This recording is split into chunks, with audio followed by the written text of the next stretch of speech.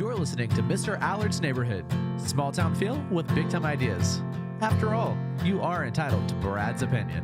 Here's your host, Brad Allard. Well, thanks for hanging in there with us. We had a few technical glitches, and we're still going to work our way through them. I'm not seeing myself on the cameras over here. There you go. There you go. Makes me feel better. All right, anyway, we're going to talk about Iran. Iran so far away, okay? I played that song for young Josh here, and he's like, what? You know, these guys, I mean, really, some of us old timers remember that. We remember MTV when it was MTV, which actually is off the air now, I think. Is that right? Yeah, I think so. Well, they've been playing music videos since the 80s, so it's a big deal. But anyway, I just thought that was pretty funny because we're going to talk about Iran today and why we're so worked up about it. And us old timers are really worked up about it because we remember Iran. I'm going to give you some history lessons as well. So anyway, we're going to talk about that. But before we get into all of that, hang on, I need to do what I do to make sure that my sponsors get recognized for all their good things. Thank you to Otto at our place for all the great meals and whatever. And as I always do, this is me talking. This is a caveat, not that this is my opinion, not necessarily their opinion. I don't know what they really think about Iran because I haven't really asked about it. But the point is that if you have an issue with the opinions, then talk to me. Anyway, thank you to our place in Otto because we're going to be there Thursday. My guys from the Sunday school class are going to talk about all the great things that just going on in the world and how everything is just swell and no problems at all. Actually, we're going to talk about football mostly because we're getting tired of talking about all this other stuff. Are we hooked up on Facebook yet? Because I'm not seeing it yet. A lot of things. We came in here and we've been working on this for like a half an hour or longer. And this is just difficult anyway. Anyway, back to our place. Thank you, Otto, for all you do. He's in Chicago right now, and he's showing us all these great photos of his trip and things of that nature.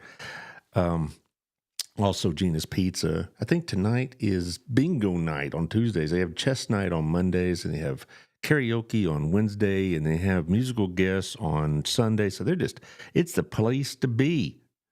You all right? It's it's a great pizza, it's great service, it's a great atmosphere, great music, live and over the speakers, because he plays all that great blues music. In fact, that's what he's up there in Chicago for now, is for some Buddy Guy kind of festival. And there you go. Oh, there it pops up. Good. And thank you to John Williams, one of my B&I buddies. We'll be talking tomorrow, I'm sure, about the need for getting a roof inspection, which is no kidding. You need to have your roof inspected, and it doesn't cost you anything. Call him at 817-734-2756, because what's going to happen is that if you have some maybe existing damage, the group that you're insured with is going to give you all sorts of grief about it. So you might really want to take care of these kind of things.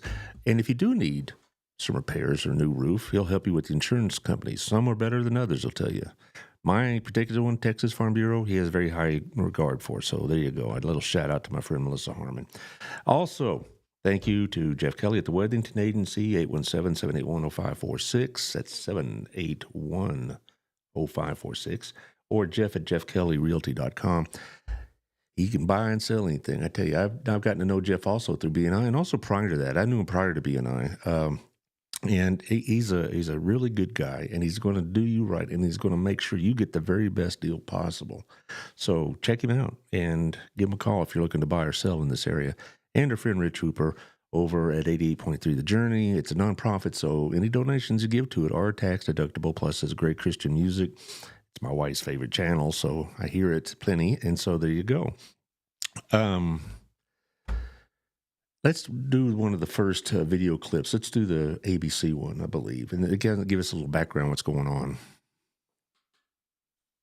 Overnight, protesters flooding the streets across Iran for the 14th night in a row.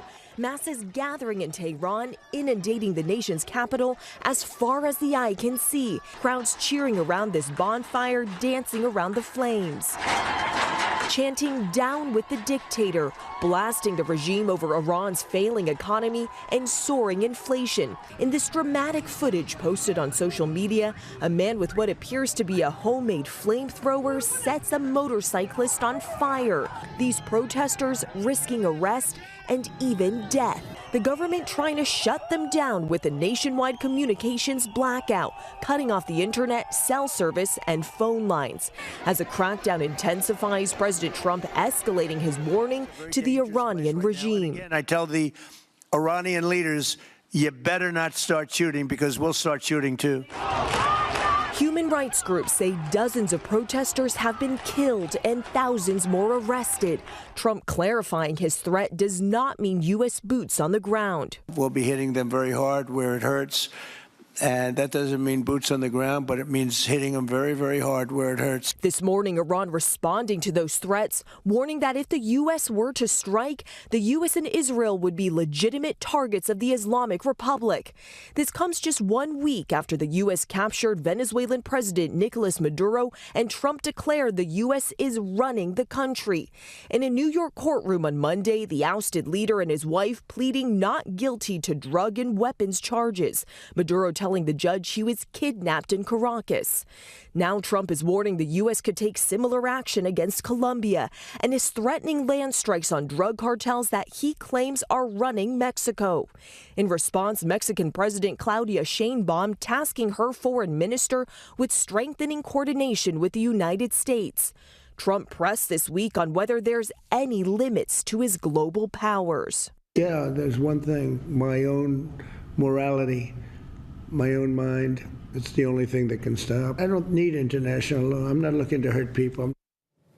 And we're learning from an Israeli official that Prime Minister Netanyahu spoke with Secretary of State Marco Rubio this weekend about what's happening in Iran. And remember, Gio, it was just a couple of weeks ago when Trump met with Netanyahu at Mar-a-Lago, where Trump promised that the U.S. would back Israeli strikes on Iran if Iran continues with its nuclear program. Okay, so that's much good. to watch around the world. Yeah. How did you like that there, Josh? You really excited about this? Not in the slightest. Not in the slightest. You getting concerned over there?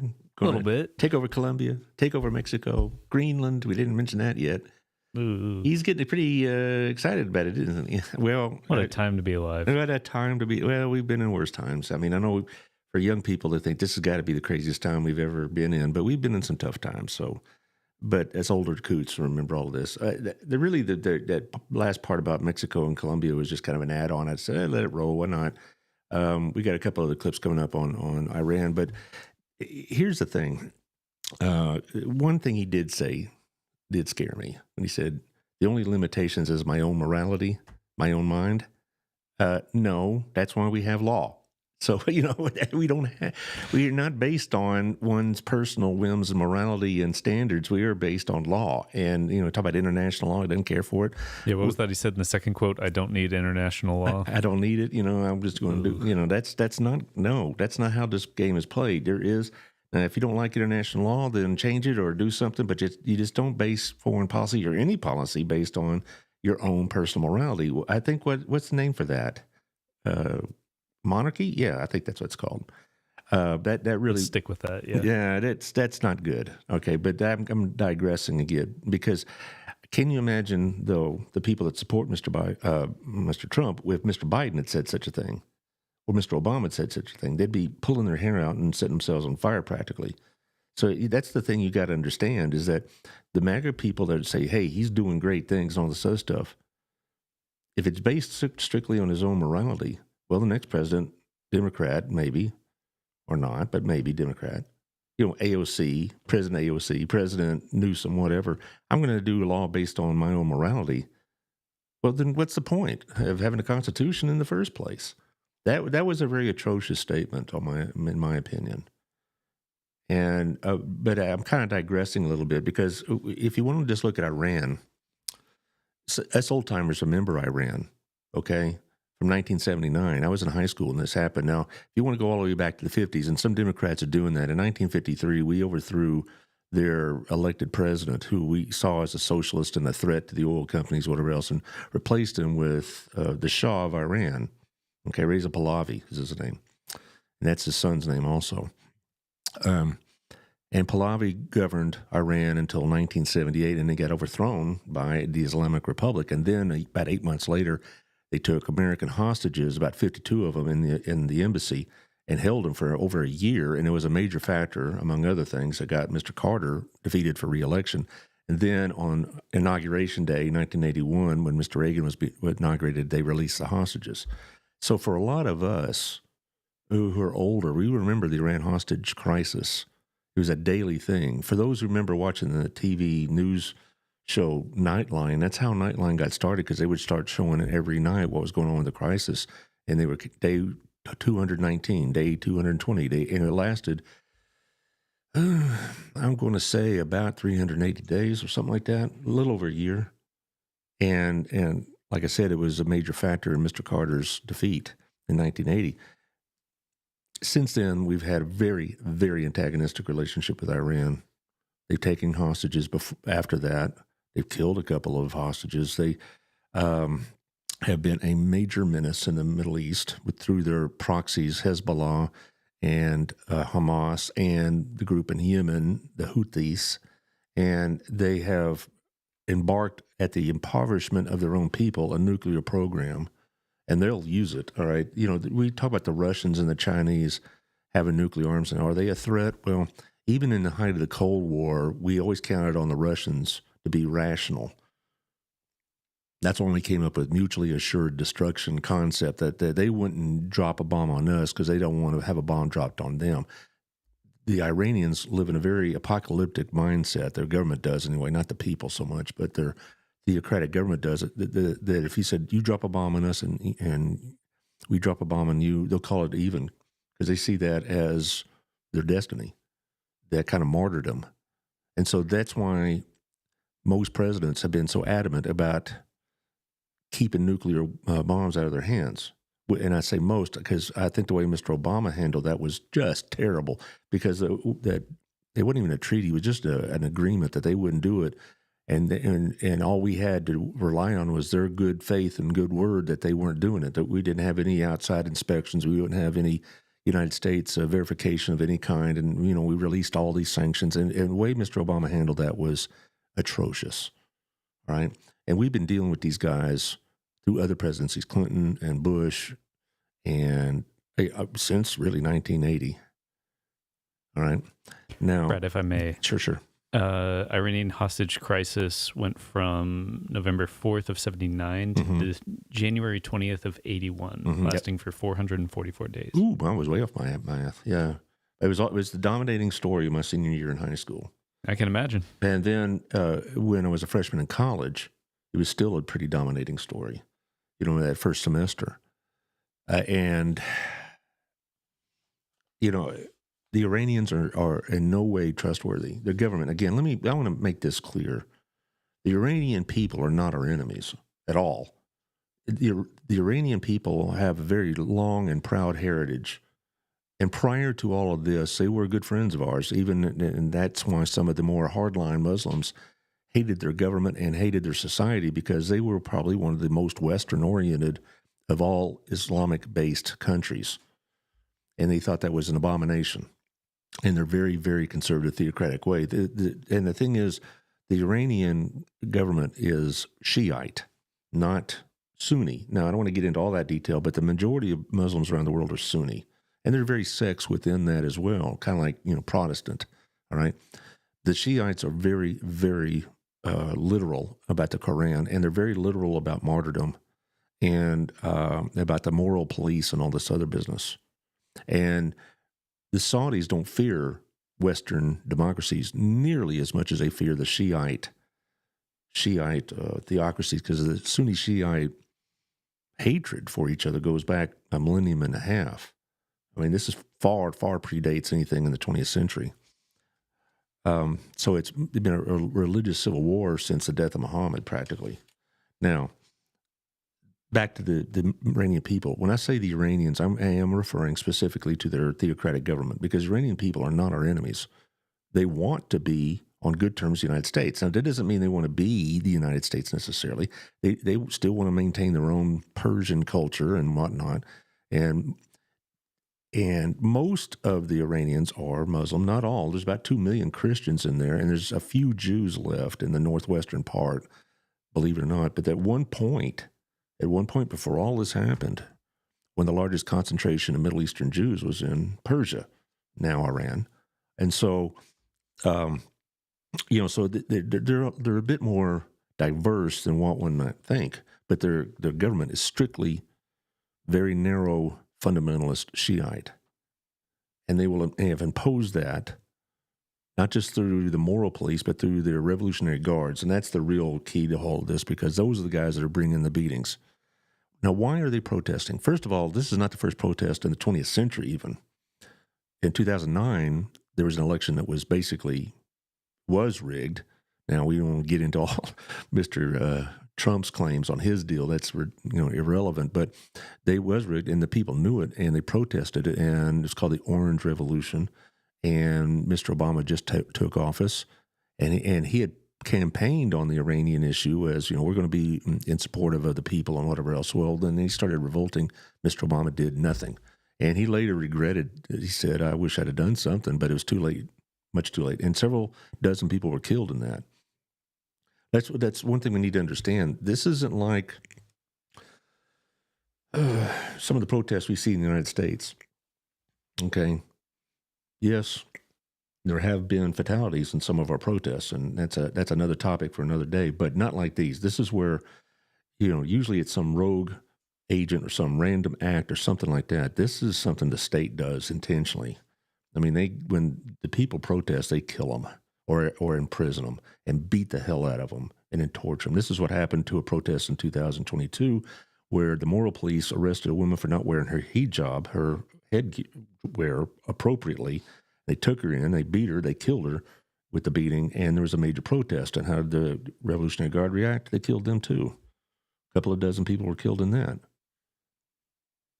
And if you want to see that this is getting pretty serious, why don't you, Josh, run the other one we just had about how many casualties. And this is a couple of days old even, so it's the death total has risen. In Iran, the death toll surging as the Islamic Republic tries to crush the spreading protests.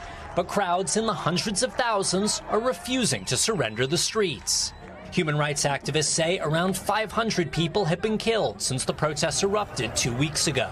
Iran does not release official numbers, but these videos, smuggled out of the country despite a government-imposed internet blackout and verified by NBC News, show dozens of bodies outside a morgue in Tehran. The faces of the dead flashed on a screen as anxious families search for their missing loved ones. Cries of grief and the seemingly endless rows of bodies hinting at the scale of the bloodshed. President Trump has threatened strikes if Iran uses violence against protesters. You better not start shooting, because we'll start shooting too. Allah! Members of Iran's parliament responding with defiant chants. Their speaker warning Iran would hit back, and all U.S. military bases in the region would be legitimate targets. More than 10,000 people have been arrested so far, activists say, as authorities try to hold back a tidal wave of public fury, initially sparked by a spiraling economic crisis, but now turning into calls for the overthrow of the regime that has ruled Iran since 1979 and the toppling of its 86-year-old supreme leader. Iranian officials blaming the U.S. and Israel for the protests, claiming without evidence that foreign agents are inciting the crowds as they try to explain away the explosive anger of their own people. Raf is joining us now with more. And Raf, the Iranian regime is now trying to organize demonstrations of their own? That's right, Hallie. They're calling for a nationwide pro-government rally tomorrow, condemning both the U.S. and Israel. We'll see how big that staged demonstration is, but every indication is that those massive anti-government protests will continue. Hallie? All right. Thanks very much. First of all, that comment on the staged protests. They have had these for 40-something years, death to America, death to Israel, et cetera, chanting and raising their hand and all this stuff. And then the camera stops and they just disperse and go back to their business. Iran does this all the time. They basically drag people out of their homes literally at gunpoint sometimes and says, you're going to get out in the street and you're going to wave the, picture of the Ayatollah and all this other stuff. This is not none of these protests in favor of the government or these demonstrations in favor of the government are legitimate. They're all created by the government to show, hey, see, we got people on our side. The only people on their side are the people that have an investment in the country, okay, in terms of, leadership, power, money, etc. The vast majority of people don't live like the elites do, and that's another problem. And what started all this with this particular one is the rial, the Iranian currency, crashed. Here's the thing. Before the Ayatollah Khomeini, not Khamenei, who is the leader now, it sounds familiar, but they're two different people, in 1979 took over. Ayatollah Khomeini took over. 1 rial got you 70 American dollars. Josh, how many would 1 rial get you today? Take a guess. 1 rial is worth how many American dollars? 5. 5? 1.5 million. Okay. Yeah. So, but before you think, wow, I'm going to take $10 and go live in Tehran, there's nothing to buy there, for one thing. Second of all, the average wage over there is about 2 million rials, say it right, 200 rials a month. And the average rent is like 250. So they can't even afford to live. Okay. That's just, they don't make enough money to even afford a place to live, much less any other expense. One of the things I teach in economics is that, we think of everything as like equal dollars, equal to this, equal to that, equal to this. That's all roughly the same unit of value. That's not even close. In other words, the rial is worthless. Their inflation rate is well over 50% monthly. And so what that means is that the prices are doubling about every 6 weeks.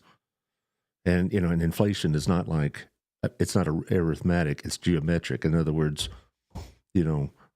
if something doubles in 6 weeks and that level doubles in another 6 weeks, and then that level doubles in another 6 weeks, you're talking about like a 500% increase in your inflation rate. This is like what happened in Germany in the 1920s. This is what happens in Venezuela right now and has been. First, so the inflation rate's through the roof. Second of all, the money's worthless, internally and externally. Nobody's going to take the rial as an exchange unit. So what do you got in exchange? Well, the only thing they have of value is oil, and they only have one real customer, and that's China. And China buys it like at a 2/3 discount. China is not a good friend. They call themselves allies of Iran, but they also are basically just hosing them on the oil prices. They're getting about 1/3 what it would get on the open market. And say, well, why don't they sell in the open market? They can't because of the sanctions. And also they can't because now one of the biggest clients of Venezuela is out, and Cuba will be out. Syria is out. And so they don't have anywhere else to sell it but to these predatory prices to the Chinese. Massive unemployment, massive sanctions worldwide, trade sanctions. Mr. Trump has said yesterday that any country that does business with Iran is going to have a 25% tariff automatically on all goods. Well, not a lot of countries do business with Iran now, because not just because the disagreement with their government, but because of the incredibly poor economic conditions. There's a few European countries that do some business with them, but not for long. Not just because of these tariffs, but because it's a waste of their resources. They have limited water and electricity every day. Electricity and water shut off at routine intervals during the day. So they don't have enough energy, basically, in an energy-rich country to power their own grids. And they don't have, and Iran's not some desert wasteland either. We're not talking about Saudi Arabia, but it's not that they don't have the water, is that their infrastructure has been so, not destroyed by military action, but destroyed by incompetence, lack of upkeep, of corruption, etc., that a lot of their water infrastructure is broken down internally. So these Iranian people are not getting electricity or water on a everyday basis. It's only on for certain amounts of the time of the day. And then you talk about the internet blackout. Well, the thing about the internet blackout is how much business is done on the internet. Well, they basically shut down that whole avenue because they don't want the scenes you just saw, hopefully if you saw them or heard them on the radio, they don't want those to be out because it's not complimentary. So their economy is a total, complete basket case. But what's really also also fueling this immense outrage isn't just how bad their economy is and how people Josh's age here are angry and hopeless because they don't have any prospects whatsoever. The employment rate's staggering over there. But it's also the social factors. And there's a very minute elite that runs the country, religious and otherwise. And what these masses of people are tired of seeing are the children of the elite posting on Instagram their trips to Geneva or Switzerland or London or Paris. The children of the elites drive very expensive cars and live in excluded, guarded neighborhoods, and they travel freely, and they do all these things. And then they have the gall to put them on social media, and it's shown all over. People access all over the country, and while they don't have water, they're showing the child of one of these political leaders or religious leaders, discoing over in London or New York. Well, New York, that's an exaggeration because we have a travel ban with them. But the point is that the elite, live totally differently than the rest of the people. And so a lot of this is not just socially driven or economically driven. It is socially driven. And also as far as the military, all the available resources are going to the military at the expense of the people. That's why, people, they're angry about all the money, all the millions and millions of dollars have been spent in supporting Hezbollah and Hamas and the Houthis while they're in poverty. Okay? It's not too different than what you're hearing now, right? Why are we spending all this money on foreign defense when we got stuff here going on at home, right, bud? Is that what you think? Am I putting words in your mouth? Nope, that's pretty accurate. Yeah, it's pretty accurate. That's what I thought you'd say, but okay. But that's what they have, that same attitude. Why are we spending money on Hezbollah when my children don't have enough to eat? Why are we spending these billions of dollars on a nuclear program when I'm not even getting the electricity and all this other stuff? And so what you're getting is a very angry population. And I don't think this one's going to go away. And also one last thing is that the moral crackdowns from the military and the moral police, as we'll call them, that's what they're referred to in Tehran, has gotten really out of hand. I mean, I mentioned earlier about a woman who was beaten to death because not wearing her headwear appropriately. That's not an isolated event. Women are assaulted all the time by the morality police for their skirts not being long enough. And we're not talking about mini skirts. We're talking about like mid-calf, whatever. They want the women to wear the burqas and all this other stuff. And also, any kind of Western influence of any kind is cracked down upon. Music, clothing, any kind of cultural reflection of Western values, whatever you want to talk about. And so the people have just had enough, okay? Now, what about the United States, okay? I've described their situation very carefully, I hope. But as far as the United States, Trump is saying, well, if they start shooting people, we'll start shooting them. Well, how do you feel about that, Josh? You want to get involved in something like that? No. No, you don't. Okay. No, not really. Am I putting you on the spot here? No. Okay, good. Right. Well, yeah, I oppose that too.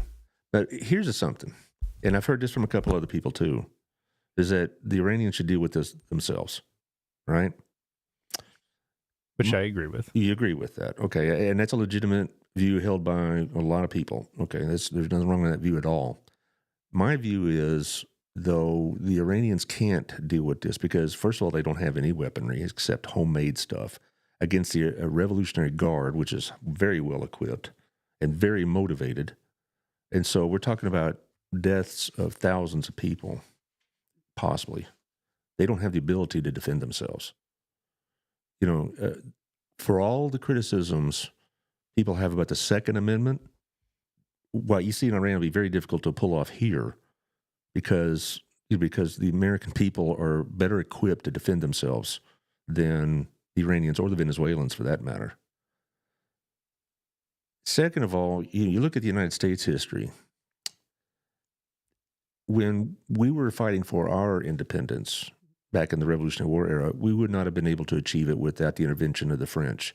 Now, it's galling to say because everybody has this opinion about the French, but the French made it possible for us to to win that war because they didn't do it for love of America. They didn't do it for, love of independence or any of that other rubbish in their mind. They were doing it to hurt Britain. And so that made it possible for us to eventually wear the British out, and they finally just said, oh, to hell with it, and move on. I am opposed to active military being in Iran. I would not be opposed to increasing the sanctions to the point where the leadership grabs all the money they can and then leave and go to Moscow, which is apparently going to become the haven for all the dictators like Assad and Maduro was heading towards. As far as like sending the troops into Tehran, I don't even know if the Iranian people want that. But as far as, sanctions, as far as quarantine lines on their shipping, things of that nature, I will be a bit more acceptable for that. Because I do believe the Iranian people, they want to be Iranian people. They don't want to be pseudo-Americans, but they're not going to be able to do that when you have the Revolutionary Guard mowing them down in the streets. And the only response, like you saw in the first video, was a homemade flamethrower and that kind of thing. The Iranian government will not change, okay? They will not change. They go through the pretenses of elections, and they have a parliament, and they have a president, but they're all puppets of the theocracy. And that Ali Khamenei has been there since 1989, and he is having all sorts of health and cognitive issues. And he's not going anywhere, except maybe Moscow. And they're not going to change. So in my opinion, what the United States should do is help hasten that change, but do not be such a major player in it that it puts our men and women at risk. Okay? Now, as far as like bombing raids and all this other stuff he's talking about, I really didn't have a big problem back in summer when he bombed that nuclear facility, because that is a threat to the United States. I don't think people realize really just the Iranian mindset about the apocalypse. They view it as something to embrace, not avoid. They view it as part of their interpretation of the Quran, which is not a universal interpretation. And so, we're not dealing with rational actors here. So I didn't have a problem with bombing that. And I don't have a problem if we bombed like a military situation in the sense that, or military position that was imposing thousands of casualties upon the Iranian people. But I think a full-scale invasion, like a D-Day type invasion or whatever else you want to envision it as, would be a major escalation. And it would probably be similar to what we had to deal with Iraq, where we got in there, we kicked a bunch of butts, and we thought this was going to be over with. Mr. Bush flying in on a aircraft carrier with mission accomplished in the background. You probably don't remember that, but some of the older folks do. And you know what? You're shaking your head. You remember seeing the pictures? I do, yeah. Yeah. Well, yeah, and that's what would happen. And Trump would take a victory lap, and then would be stuck over there for a long time. Because if this you're right, Josh, that this has to be organic. The Iranian people need to overthrow their own government, but they're not going to be able to do that without outside help. That's kind of the way I look at it. Just how far is that outside help going to be? That's really, for me, the decision point. Yeah, no, I agree with that. Mm-hmm. I'm not, I just want to reiterate, I'm not in favor of invasion.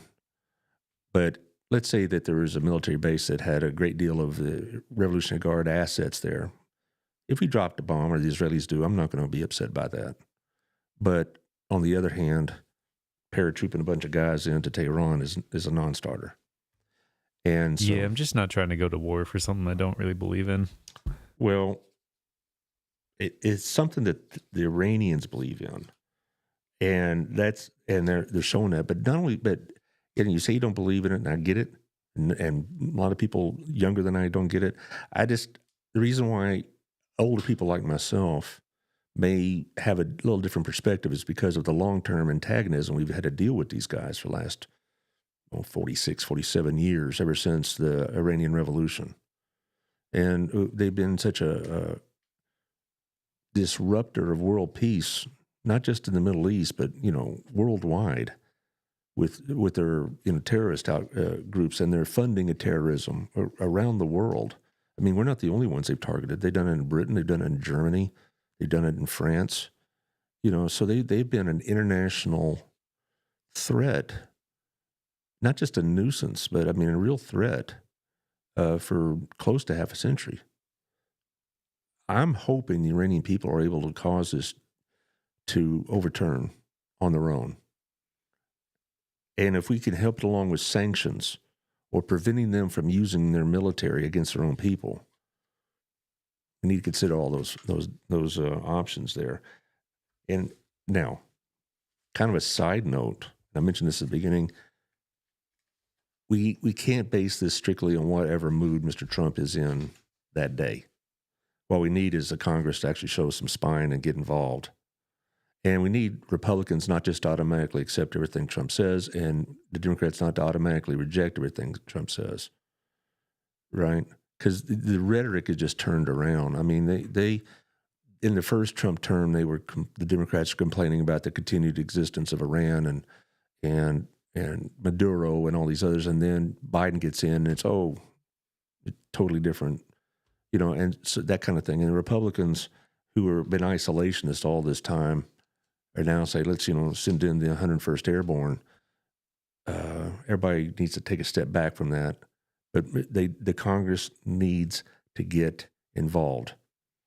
And right now there is a War Powers Act or some sort, some sort of resolution, and it passed the House because there's about a half a dozen to about 8 or 9 Republicans that are in very serious re-election trouble that voted for it. So it passed. And then went to the Senate, and there's 5 Republicans that want to vote for it, but right now it's being held up through the usual political hijinks. And so we need Congress to say, Mr. President, if you're going to do all these things, we are going, not we want to be, but we are going to be part of it in dissonance. But I just don't know if that's going to happen. Mike Johnson has been a real disappointment as a speaker because basically he just, whatever Trump says, you betcha. He doesn't have any independent thought, it seems like. So there you go. So to kind of sum all this up, if we want to help the Iranians, the solution is not invasion. But it doesn't mean our military assets need to sit on the sidelines. We need to be prepared if the Iranian Revolutionary Guard starts going against its own people. We need to destroy their ability to do that through their, hit their arms depots or, headquarters or whatever. But, as far as our Navy, we can blockade it all we want. And if that happens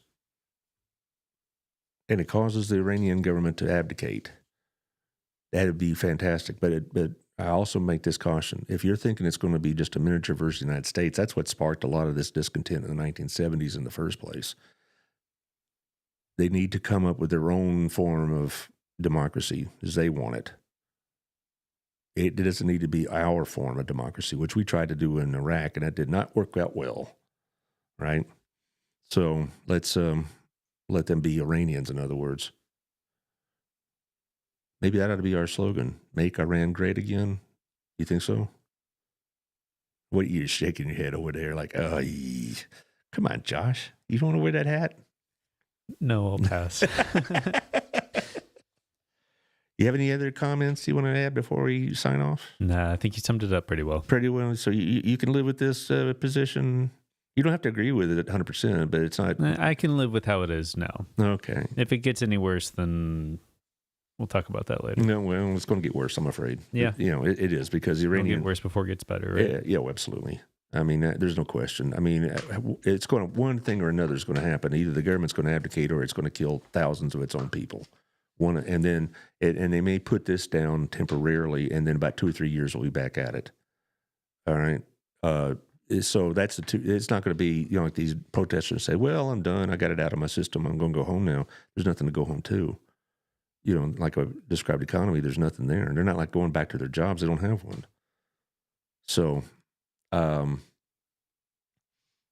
one or the other is going to happen. Either the government's going to brutally repress it, and it's going to cause more than 500 casualties, maybe thousands. There's 11,000 people estimated in jails already from protesting. Or you're going to see Khamenei be pushed out.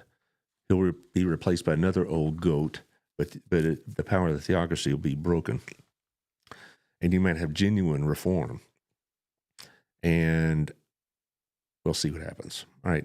Next week, let's see. I'm going to check the schedule here and make sure I got it right, because sometimes I say, oh, I got this, I got that. And it turns out I wasn't paying any attention. There's the. All right. On, what is the day? The 13th. On Martin Luther King Day, I have Sarah Kyle Ross with the Kindred Montessori School. That's starting their second semester. And we're going to talk about how first semester went and all this other. And then we go Otto on Tuesday, and he better bring some grub. We're going to, it's not so much going to be a promotion of Gina's Pizza, but we're going to talk about what it's like running a restaurant and all the problems with it. And we'll probably bring in why did Razoo's close and all this other stuff. And he'll probably have insights about the difficulties in running a restaurant. And then we have an extra program next week, the Center for ASD. They have something coming up pretty soon, and they want you to know about it. So we'll have Lisa Boltinghouse and I'm sure somebody from her staff here, and it'll be just a big party.